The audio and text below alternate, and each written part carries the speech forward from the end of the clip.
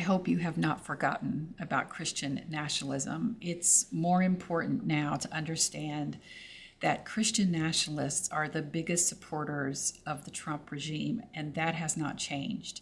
You must understand this intersection of politics and Christianity because it explains why they are silent on the annihilation of human rights, the attacks on sovereign nations, on the horrific actions of the frozen water people, and this one is wild because they call themselves pro-life, but yet they are silent on the Epstein files.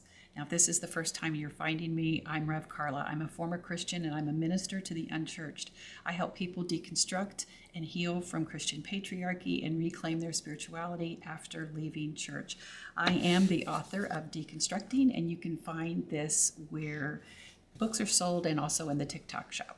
So yes, we should be talking about Epstein and everything that the Trump regime is doing, but when we talk about them as if they are isolated or individual power players that are operating alone, we miss the discussion about the infrastructure. And that is so important for you to understand because that's going to help you in your personal life and more than likely the difficult conversations that you're having. This base that protects them has been formed inside Christianity for generations. Now, for this discussion, I am parking the conversation around J.D. Vance, Peter Thiel, Elon Musk, and Curtis Yarvin. They are significant power players, but they deserve their own video series. Christian nationalism is not a random political movement. It is a theological system rooted in white Christian patriarchy that teaches men are divinely ordained to rule and everyone else is expected to submit. There's a misconception here. This isn't just evangelical Christianity. There are Christian nationalists inside progressive denominations. Ask any minister who has to be careful about the things they can discuss or preach about, lest the people who are tithing walk out. This is really a thing. I've attempted to make a diagram for a teaching series that I'm preparing, so this is a work in progress, but it may help you with our discussion today. Inside Christian nationalism, a loud, dominant white man is perceived as a strong leader, even if they're incompetent, even when facts are contorted, even if there's no integrity or accountability.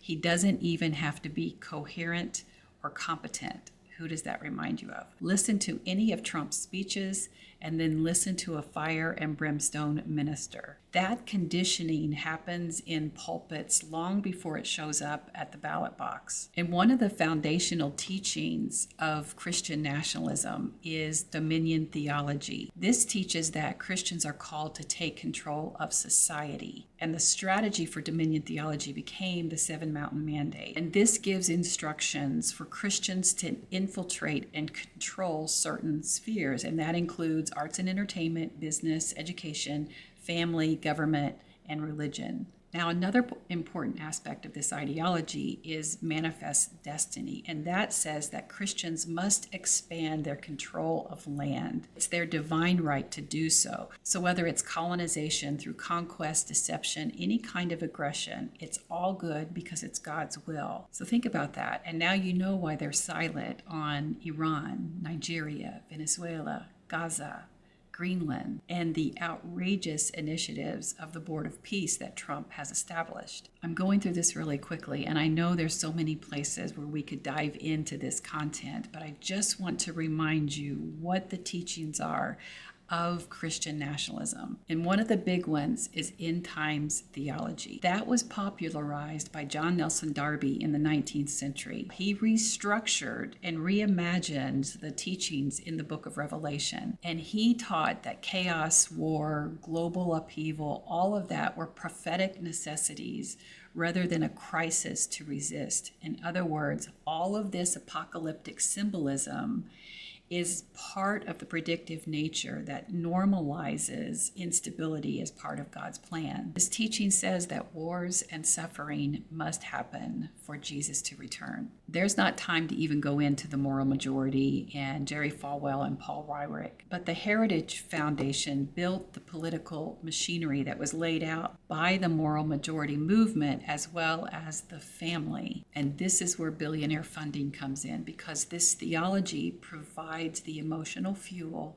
and then the institutions provide the strategy. That led to Trump being portrayed as a chosen instrument of God. That narrative allows for moral failings in service of God to be sacred. Because here's the truth. Many of these churches remain silent about abuse in politics because they are already indoctrinated to protect abusers within their own church walls. These systems are built to protect male authority at all cost. They have indoctrinated their congregation to see that any threat to the male authority is a threat to the structure of the church. So they have learned to forgive, which also means to cover up abusive pastors. So it is not a stretch that they are then going to excuse similar behavior in political leaders, no matter how horrific their actions are, even what we're discovering in the Epstein files. They have been indoctrinated into this their entire life. American history includes Christians who use the Bible to defend slavery and segregation and racial hierarchy. This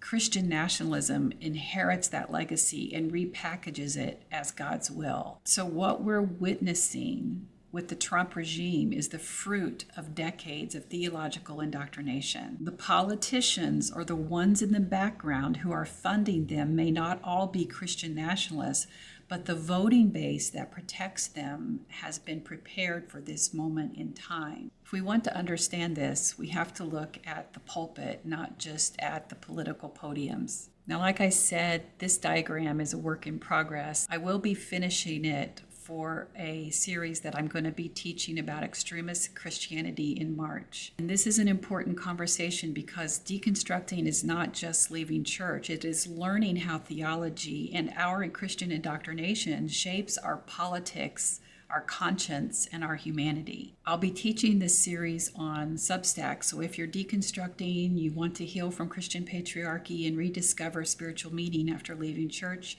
join me over there.